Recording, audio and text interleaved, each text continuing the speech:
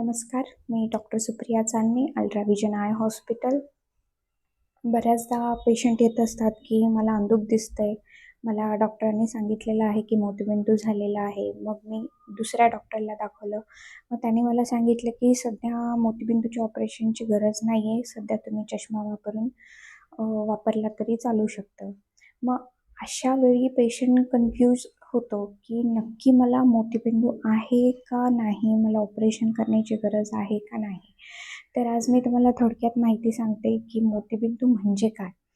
सर्वप्रथम मोतीबिंदू म्हणजे नैसर्गिकता आलेली लेन्स, त्याची पारदर्शकता, ट्रान्सपरन्सी कमी होणे, याला आपण मोतीबिंदू म्हणतो. डेफिनेशननुसार पाहिलं तर अशी कोणती पर्टिक्युलर अवस्था म्हणजे स्टेज नाही आहे की आता बाबा नेमका ही स्टेज आहे, इथे तुम्ही ऑपरेशन केलंच पाहिजे.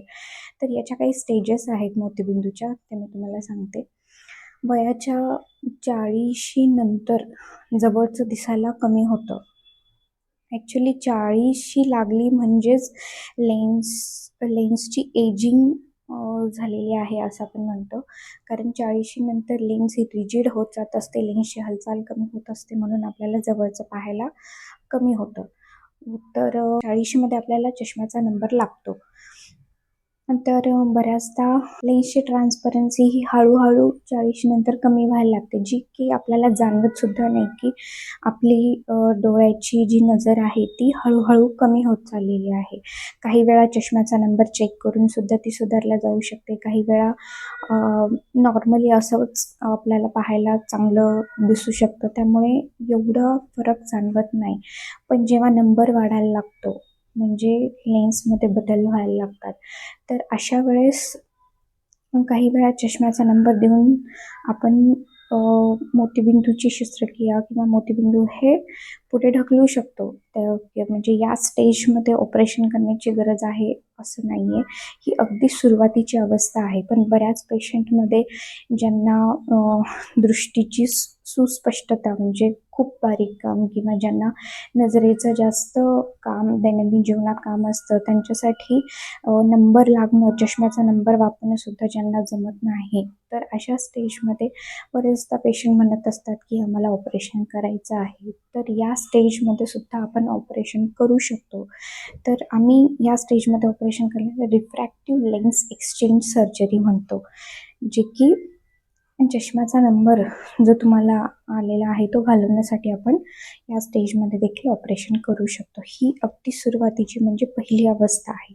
सेकंड स्टेजमध्ये काय होतं, तर नाईट ड्रायव्हिंगच्या वेळेस तुम्हाला त्रास व्हायला लागतं. लाईट पडला की डोळ्यावर चमकतं आणि बाकीचं काही दिसत नाही, अंधुक होतं. आणि सूर्यप्रकाशात किंवा उजेडामध्ये किंवा जास्त लाईटचा फोकस पडला की तुम्हाला काहीच दिसत नाही. आणि किंवा बारीक अक्षरं वाचते वेळेस, अशा वेळेस तुम्हाला कमी दिसायला लागतं. ही सेकंड स्टेज आहे. यामध्ये तुम्हाला दिवसा आणि इतर वेळी तुम्हाला नॉर्मल दिसू शकतं किंवा तुमची नॉर्मल दृष्टीसुद्धा चांगली असू शकते. पण नाईट ड्रायव्हिंगच्या वेळेस किंवा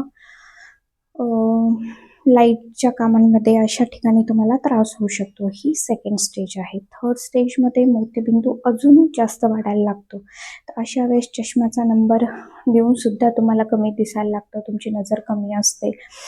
तर ही थर्ड स्टेज. लास्ट आणि शेवटची स्टेज, ज्याला आपण मोतीबिंदू पिकला असं म्हणतो, त्यामध्ये एकदम लेन्स ही पांढरट पडलेली असते, जिथे तुम्हाला फक्त लाईट दिसतो, लाईटशिवाय काही दिसत नाही. याला मोतीबिंदू पिकण्याची म्हणजे अगदी शेवटची अवस्था म्हणतो. या मोतीबिंदूच्या काही स्टेजेस आहेत, ह्या त्याच्या प्रोसेस आहेत ज्या की कंटिन्युअस प्रोसेस चालू असतात. तर नेमकं मोतीबिंदूचं ऑपरेशन कधी करावं हा बऱ्याच पेशंटला प्रश्न पडतो की आत्ता सध्या मला ऑपरेशनची गरज आहे का नाही. तर ते प्रत्येक पेशंटच्या गरजेनुसार आम्ही त्यांना सजेस्ट करत असतो. ज्यांना दैनंदिन जीवनात खूप अडथळा आहे किंवा ड्रायव्हिंग, इतर काही जी रेग्युलर कामं असतात त्यांना अडथळा येतो, त्यांना आम्ही मोतीबिंदू सजेस्ट करतो, ऑपरेशन सजेस्ट करतो. अर्ली स्टेजेसमध्ये रिफ्रॅक्शन, चष्म्याचा नंबर देऊन सुद्धा चालू शकतं, पण तिथे पण कंडिशन्स आहेत. त्यामुळे योग्य सल्ला घ्या आणि मोतीबिंदूचं ऑपरेशन कधी करायचं ते ठरवा. धन्यवाद.